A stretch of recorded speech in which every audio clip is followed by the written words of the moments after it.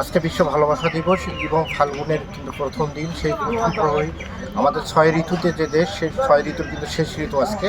সেই ঋতু পরিবর্তনের সাথে সাথে কিন্তু দেশের আমরা দেখছি যে সবুজের রূপান্তরিত হয় এবং পলাশ শিউলি থেকে শুরু করে সব ধরনের ফুল কিন্তু ফোটে। আমরা বেশ কিছু দর্শনার্থী পেয়েছি, আমরা একটু তাদের মুখ থেকে শুনবো যে এই ঋতুকে তারা কীভাবে বরণ করতেছে।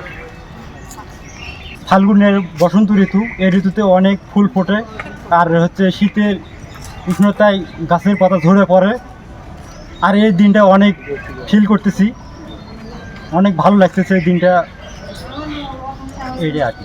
ভ্যালেন্টাইন ডে উপলক্ষে আমরা 7 জন বন্ধু আসছি একসঙ্গে ঘুরতে। অনেক সুন্দর একটি জায়গা, এটা হচ্ছে আনন্দনগর, এটা রংপুরের ভিতরে। অনেক সুন্দর জায়গা।